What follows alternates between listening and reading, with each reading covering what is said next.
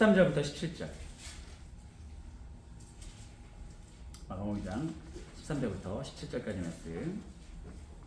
짧으니까 저희 함께 합독하도록 하겠습니다. 마가복음 2장 13절부터 17절, 13절입니다. 시작. 예수께서 다시 바닷가에 나가심에 큰 무리가 나왔거늘 예수께서 그들을 가르치십니다. 또 지나가시다가 알페오의 아들 레위가 세간에 앉아 있는 것을 보시고 그에게 이르시되 나를 따르라 하시니 일어나 따르니라. 그의 집에 앉아 잡수실 때 많은 세리와 죄인들이 예수와 그의 제자들과 함께 앉았으니 이는 그러한 사람들이 많이 있어서 예수를 따름이로라. 바리새인의 서기관들이 예수께서 죄인 및 세리들과 함께 잡수시는 것을 보고 그의 제자들에게 이르되 어찌하여 세리 및 죄인들과 함께 먹는가? 예수께서 들으시고 그들에게 이르시되 건강한 자에게는 의사가 쓸데없고 병든 자에게야 쓸데있느니라. 나는 의인을 부르러 온 것이 아니요 죄인을 부르러 왔노라 하시니라. 아멘. 오늘 이번 주 말씀은 말씀 나눔과 식탁 공동체입니다. 잠시만요, 확인해 보겠습니다. 네. 이번 주 말씀 나눔과 식탁 공동체입니다. 저희가 지금 섬김과 또 나눔 이런 것에 대해서 좀 저희가 이번 달에 말씀을 나누고 있는데 우리가 구역 모임이기 때문에 이런 말씀이 더욱더 우리에게 많이 와닿을 것 같습니다. 주님께서는 식탁 공동체, 특별히 유대인들은 식탁에서 교제하는 것을 정말 중요하게 여기는 그런 나라거든요.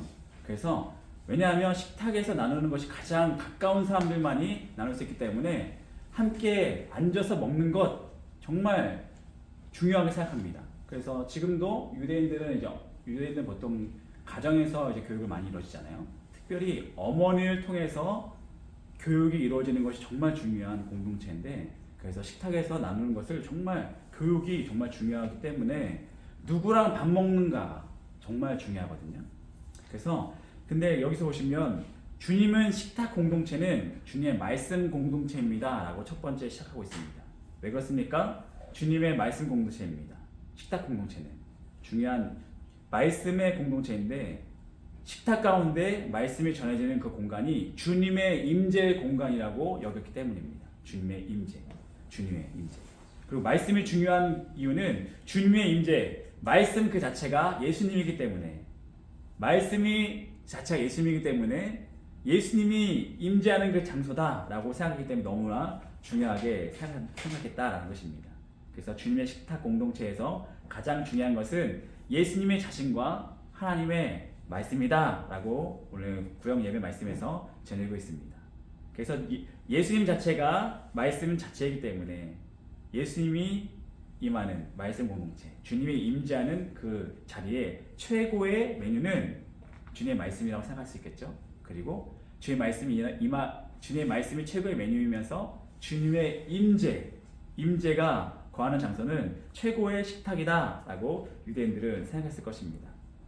그래서 주님은 말씀에서도 이제 주님 말씀 그 자체이기 때문에 주님은 무리를 만날 때마다 항상 말씀을 전하셨습니다. 마찬가지로 우리가 구역 예배든 구역 모임이든 교회든 항상 우리는 말씀이 그곳에 임해야 된다라고 생각하는 것이 맞다라고 생각합니다. 그래서 주님은 항상 무리를 모였을 때 말씀을 전하셨고 복음으로써 이 사람들에게 말씀으로 초청하셨는데 말씀하시면서 식탁에 음식을 먹자고 항상 말씀하셨습니다. 그래서 지금도 우리는 식탁에서 영생의 말씀을 준비되고 구역 예배 가운데서도 항상 우리가 말씀을 마치면 그 식탁에까지 교제로까지 이어지는 것이 좀 좋을 것 같습니다. 그래서 먼저 우리는 건강한 모임 가운데 말씀을 준비하게 되고 와서 먹으라고 하면서 그 뒤에 두 번째 보시면 맨 먼저 주님의 임재가 임재하시는 말씀이 우리 구역 예배 가운데 말씀이 준비되었으면 좋겠고 그 다음에는 식탁 공동체가 준비되길 원하고 계십니다. 식탁은 교제죠. 교제 한마디로. 식탁 먹으면서 교제를 나눌 수 있죠.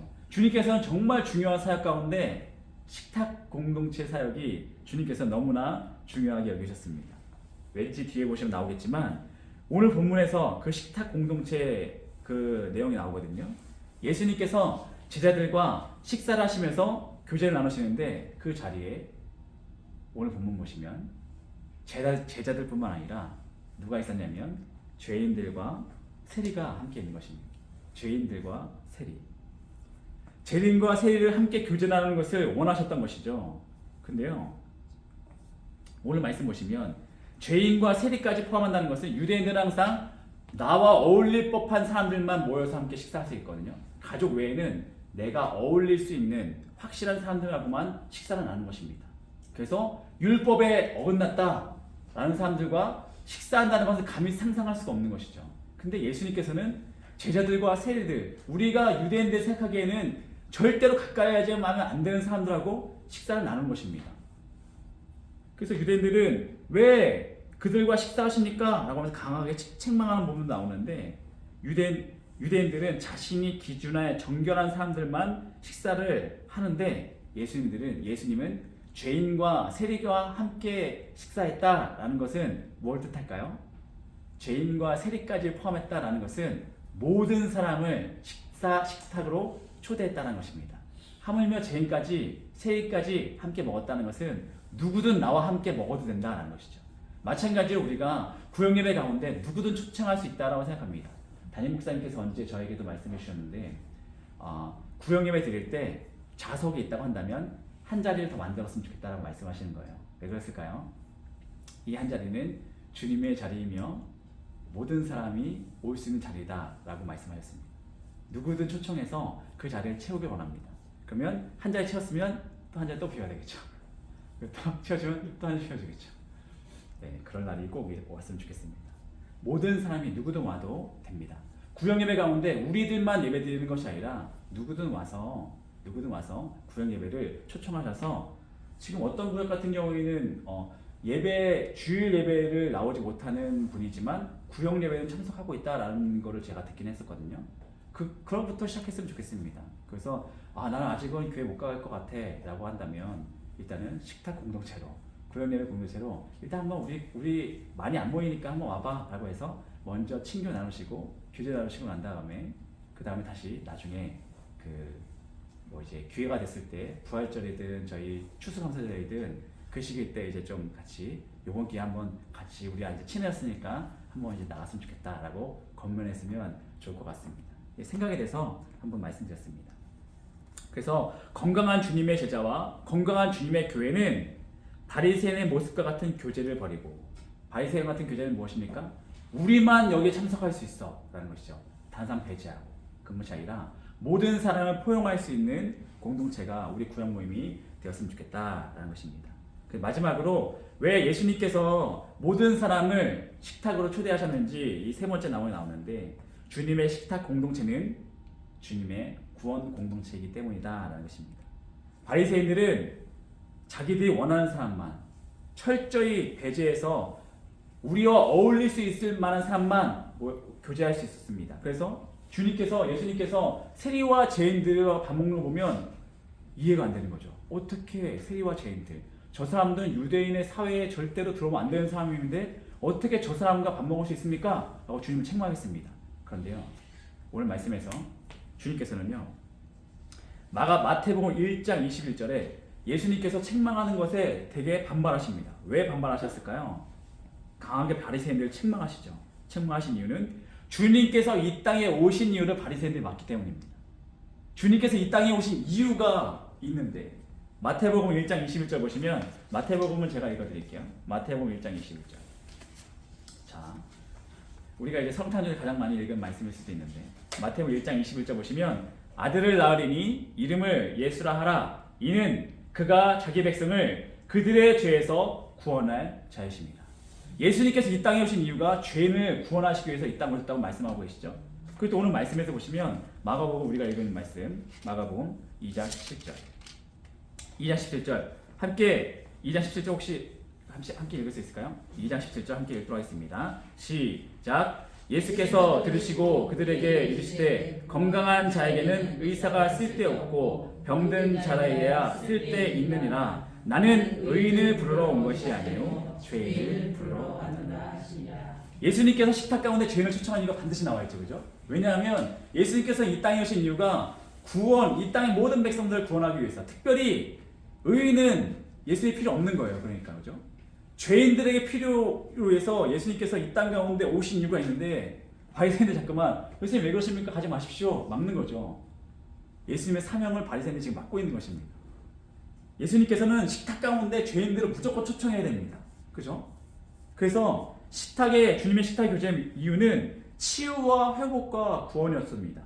그래서 예수님은 그 사람들을 어떻게든 만나서 그들의 복음을 전하기 위해서 이 땅에 오셨는데, 마찬가지로 우리가 구역 예배 가운데 모인 이유는, 우리가 모여서 예배드리는 이유는 그 자리에 구원받는 사람만 모여가지고 교제 나누는 모임이 아니라는 것이죠.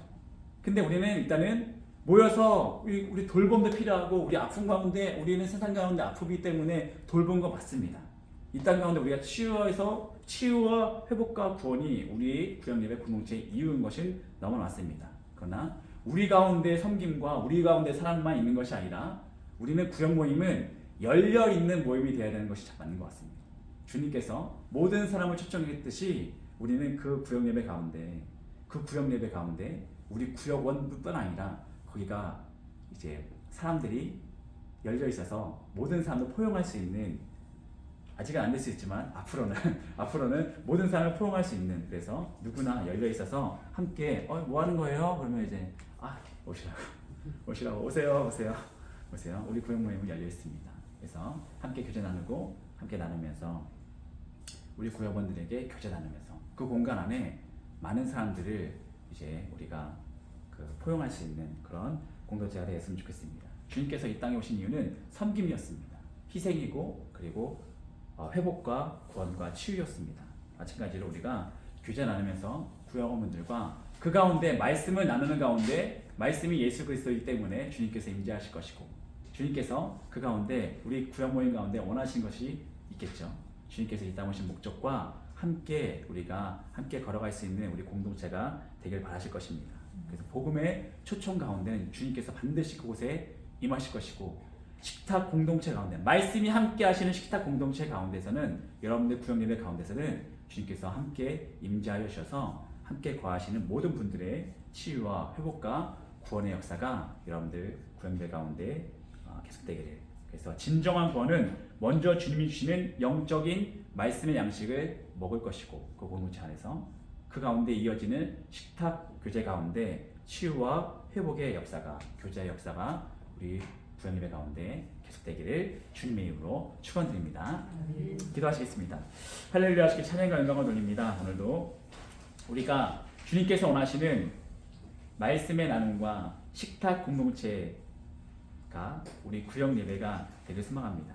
구역 모임 가운데 우리가 날마다 즐겁게 모이기를 소망하며, 우리가 말씀이 임하게 될 때, 우리 교제가 임하게, 말씀과 교제가 동시에 임하게 되는 우리 구역 모임 가운데 늘 주님께서 임재하신다는 우리가 사실을 믿고 기대함으로 우리 구역 모임을 모일 수 있도록 사하시고, 구역 모임을 준비하는 구역 강사분에게 늘 더욱더 기쁨으로 준비할 수 있는, 기쁨을 기대함으로 준비할 수 있는 우리 구역 강사분들 다 될 수 있도록 역사하여 주시옵소서. 주님께서 부르시는 것을 우리가 찬양했듯이, 하나님의 부르심에는